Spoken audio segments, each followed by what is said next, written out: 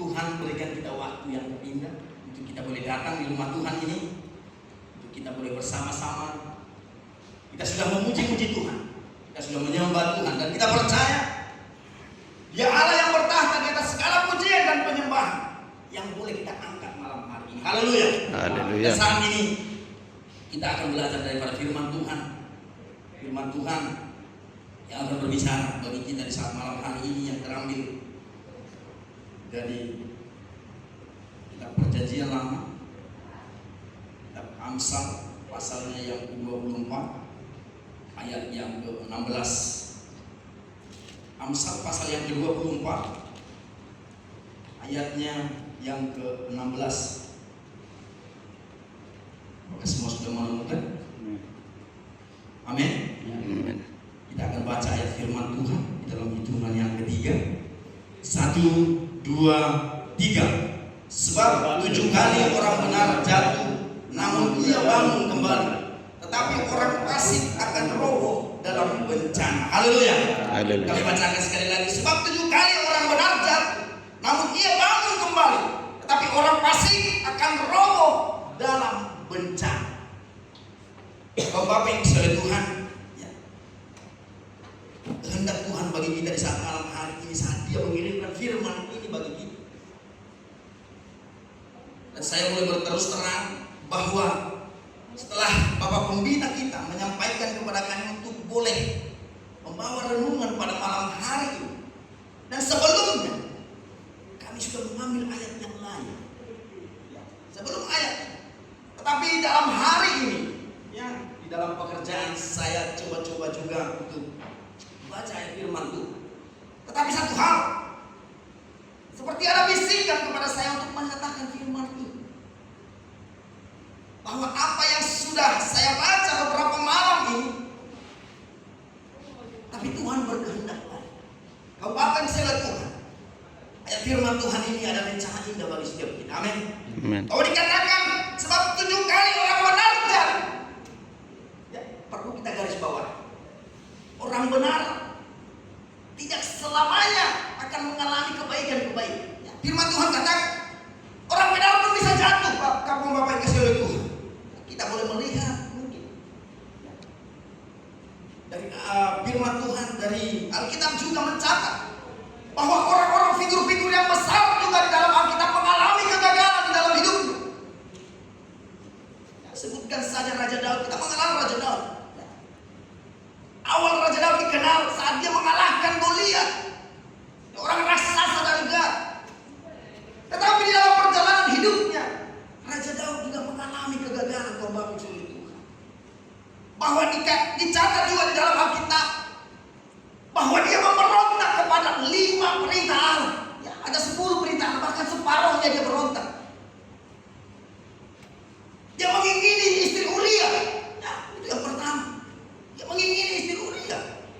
Bahkan dia berzina, dia menipu, bahkan dia merampok atau mencuri dari Uria. Bahkan yang terakhir, dia membunuh Uria. Apa yang mau firman Tuhan ini sampaikan kepada kita?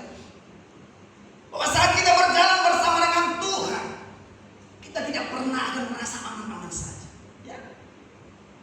Bahwa di dalam perjalanan hidup kita, bahkan kita sudah rasakan kalau Bapak yang oleh Tuhan, bahwa setiap pergumulan juga boleh hadir di dalam setiap kehidupan kita. Tetapi satu hal, bagaimana kita menyikapi setiap cobaan atau ujian yang boleh datang kepada setiap kehidupan kita. Oh, firman Tuhan katakan itu yang membedakan kita dengan dunia ini. Ya, bagaimana kita bersikap saat ujian itu datang? Saat kita sakit, bagaimana kita menyikapinya? Itu berbeda dengan dunia. Firman Tuhan katakan, itu yang firman Tuhan tuntut dari kita, kaum Bapak yang sudah Tuhan. Ya, jadilah pribadi-pribadi yang tangguh. Ya. Jangan di saat pergumulan datang, di saat mungkin sakit penyakit datang, kita menjadi lemah dan kita terjatuh. Bahkan kita mulai menjauh daripada Tuhan. Dan beberapa figur yang Alkitab catat juga, bahkan Elia juga kalau Bapak yang sulit Tuhan. Ya. Saat dia merasa takut atas ancaman dari Raja Ahab dan Ratu Isabel, itu merupakan kegagalan juga. Ya. di mana dia boleh melakukan setiap mukjizat. Tetapi dalam perjalanan hidupnya dia mengalami juga kegagalan. Itu yang dicatat di dalam perjanjian lama. Bahkan di dalam perjanjian baru pun Alkitab mencatat bahwa 2 orang dari murid Tuhan Yesus juga mengalami kegagalan. Bayangkan kaum Bapak yang cilik Tuhan, seorang murid yang dipilih langsung oleh Tuhan Yesus juga mengalami kegagalan. Jadi jika saat ini kehidupan kita mungkin mengalami kegagalan di bidang manapun, satu hal, jangan pernah menjauh dari Tuhan. Amin. Jangan pernah menjauh. Ya, kita boleh melihat. Yang pertama adalah Yudas. Yudas adalah dikatakan dalam firman Tuhan, dia mengkhianati Yesus dengan menjualnya dengan 30 keping perak saja. Bahwa dikatakan di dalam ayat firman Tuhan, Yudas menyesali perbuatannya. Ya, dia menyesali. Kita boleh buka Alkitab kita di dalam Matius pasalnya yang ke-27.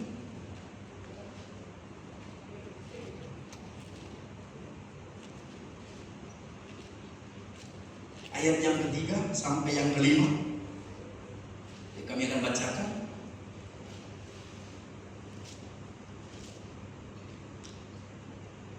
Matius pasal yang ke-27, ayatnya yang ketiga sampai yang kelima. Pada waktu Yudas yang menyerahkan dia melihat bahwa Yesus telah dijatuhi hukuman mati, menyesallah dia. Lalu ia mengembalikan uang yang 30 perak itu kepada imam-imam kepala dan tua-tua, dan berkata, aku telah berdosa karena menyerahkan darah orang yang tak bersalah.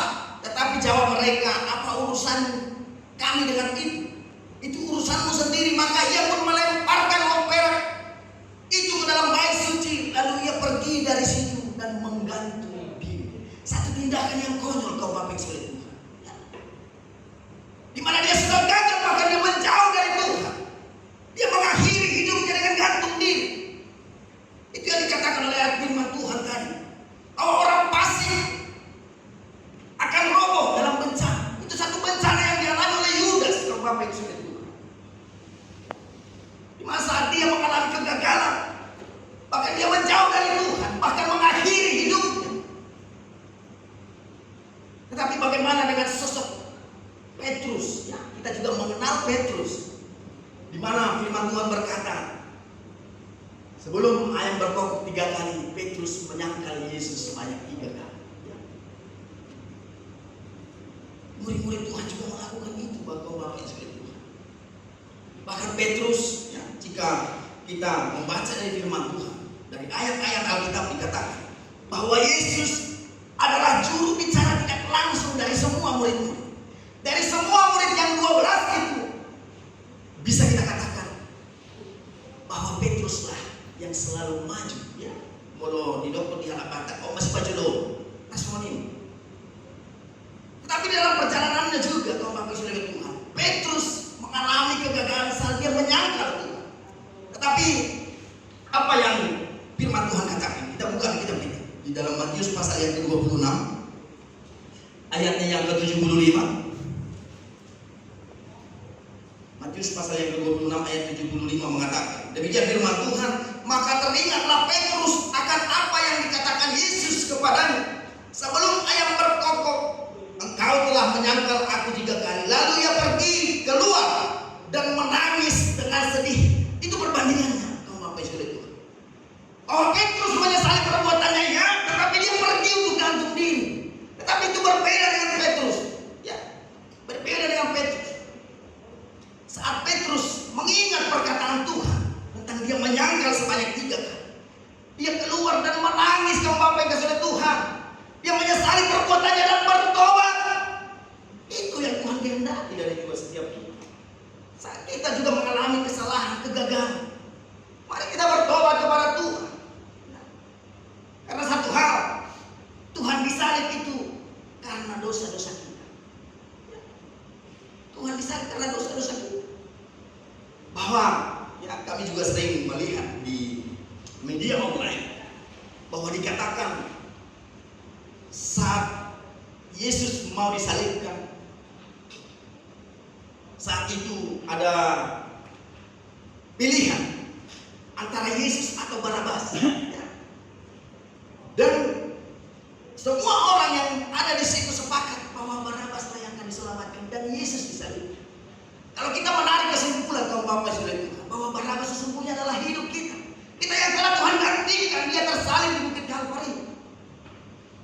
Kita yang telah digantikan oleh Tuhan. Yesus menggantikan setiap kehidupan kita, setiap dosa-dosa kita, setiap pelanggaran kita, setiap kesalahan kita. Maka firman Tuhan katakan, marilah bersikap seperti Petrus. Saat kita mengalami kegagalan, mari bertobat. Karena air mata kita Tuhan perhitungkan, firman Tuhan katakan. Bahwa air mata kita juga Tuhan kumpulkan di kirbatnya. Ya. Dengan air mata kita, mari kita datang kepada Tuhan, memohon belas kasihan. Bahkan ayat firman Tuhan mencatat, setelah itu Petrus dipakai dengan luar biasa. Amin. Ya. Bahkan kita kalau melihat perjalanan hidupnya, Petrus telah menyangkal Yesus sebanyak 3 kali. Nah, mungkin secara manusia kita berkata, dia tidak akan dipakai lagi di kemudian Tuhan. Tetapi Tuhan memilih dia. Ya. Bahkan dia melakukan mujizat-mujizat. Bahkan firman Tuhan mencatat saat Yesus bangkit, pertama kali dia menjumpai Petrus dari 12 muridnya. Kamu Bapak sendiri. Ya. Pertama sekali dijumpai adalah Petrus. Bahkan Petrus juga dipakai, dia banyak melakukan mujizat. Bahkan saat hari Pentakosta, ya, saat hari Pentakosta, firman Tuhan katakan, ya, Petrus berkhotbah di hari Pentakosta dan 3.000 jiwa memberi diri mereka untuk dibaptis. Ini boleh kita lihat di dalam Kisah Rasul pasal yang kedua. Kisah Rasul pasal yang kedua, ayatnya yang ke-41. Mungkin seorang bisa bacakan bagi kita. Kisah Rasul pasal yang kedua, ayatnya yang ke-41. Demikian firman Tuhan, orang-orang yang menerima perkataan itu memberi diri dibaptis, dan pada hari itu jumlah mereka bertambah kira-kira 3.000 jiwa. 3.000 jiwa. Bahkan lebih dari itu kaum Bapak Saudara Tuhan. Bahkan Petrus juga melakukan mujizat. Ya. Bahkan firman Tuhan mencatat di dalam Kisah Rasul juga ada seorang yang sudah lumpuh dari lahir. Dan biasanya dia ditandu untuk dia boleh pergi ke bait Allah. Dan dia akan berada di gerbang bait Allah untuk meminta kepada setiap orang yang lewat di sana. Firman Tuhan juga mencatat bahwa Petrus melakukan mujizat dengan menyembuhkan dia yang lumpuh dari lahir. Bahkan lebih dari itu, firman Tuhan juga mencatat ada tabir yang pengikut Yesus dari Yope. Pengikut Yesus dari Yope yang sudah mati. Bahkan Rasul Petrus juga bangkitkan lewat doa dia kepada Allah. Lewat doa dia kepada Allah. Dan dia berkata, bangkitlah, maka Tabita pun bangkit. Apa yang mau disampaikan firman Tuhan ini kepada kita, Bapak Ibu? Biarpun seluruh kehidupan kita mengalami kegagalan, tetapi saat Yesus, saat Allah memilih kita, tiada yang boleh untuk mendiskreditkan itu. Ya. Maka otoritas Allah akan terjadi. Allah boleh pakai kita sebagai alatnya, bahkan seperti Rasul Petrus. Bahkan dikatakan dia berjasa juga kepada jemaat mula-mula pada waktu itu. Bahkan dia boleh mati sebagai martir, dan disalib terbalik. Firman Tuhan mencatat. Malam hari ini, apapun yang sudah kita lalui dari perjalanan ini, dan saya juga percaya bahwa kita mengalami kegagalan ini juga. Sama seperti mereka yang sudah tercatat di dalam Alkitab. Tetapi satu hal yang boleh kita pilih, Yudas memilih apa yang dia pilih dalam hidup. Tetapi firman Tuhan katakan, marilah bersikap seperti Petrus. Saat kegagalan itu datang dalam setiap kehidupan kita, mari menangislah kepada Tuhan, bertobatlah kepada Tuhan, memohonlah kepada Tuhan, maka kita akan melihat tangan Tuhan ada menolong setiap kita. Amin. Amin. Maka kita akan melihat pekerjaan Allah akan dinyatakan dalam setiap kehidupan kita. Maka di saat ini, mari kita bangun, mari kita percaya ke dalam pemeliharaan Allah. Lewat doa-doa kita, mari kita tetap menjalin hubungan kita dengan Allah.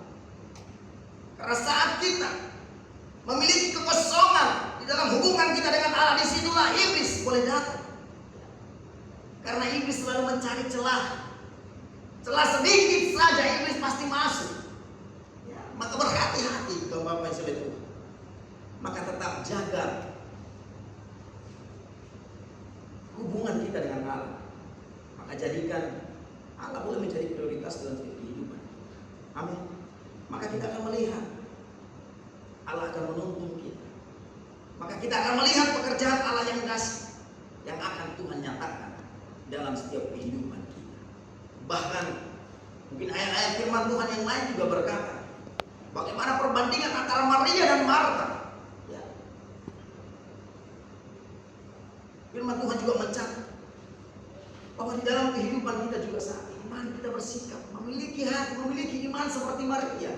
Ya, dikatakan ayat firman Tuhan bahwa Marta sibuk untuk melakukan pelayanan. Dia melayani Tuhan dan murid-murid. Tetapi apa yang Maria lakukan? Dia boleh duduk diam bersama dengan Tuhan Yesus dan dia mendengarkan perkataan Tuhan. Amin. Maka dalam setiap kehidupan kita, terkadang mungkin dalam perjalanan hidup kita mengalami kegagalan dan juga kita mungkin tidak tahu untuk melangkah seperti apa. Maka lakukan seperti Maria. Mari kita duduk mendengarkan firman Tuhan, mendengarkan perkataan Allah. Maka kita akan dituntun lewat firman Tuhan. Apa yang harus kita lakukan, apa yang harus kita kerjakan di dalam setiap kehidupan kita. Maka kami mengingatkan kepada kita, mari kita tetap menjalin hubungan kita kepada Tuhan. Mari jalin ibadahmu kepada Tuhan. Mari jalin doa-doamu kepada Tuhan. Maka kita akan melihat perbuatan Allah yang sungguh luar biasa. Akan Tuhan nyatakan memberkati setiap kehidupan kita. Maka dimanapun kita, lewat kuasa Allah kita boleh dipakai untuk guna hormat kemuliaan bagi namanya. Haleluya. Malam hari ini sedikit firman Tuhan. Mari kita jadikan menjadi rema dalam setiap kehidupan kita. Mari kita pintar. Bahkan kita memiliki sikap seperti Petrus, biarpun terjatuh, dia boleh datang kepada Tuhan, memohon ampun dan bertobat. Maka dia melihat perbuatan Allah. Demikian juga kita kaum Bapak sekalian Tuhan. Mari datang kepada Tuhan. Maka kita akan melihat perbuatan Allah yang sungguh luar biasa dalam segala kehidupan kita. Haleluya. Haleluya.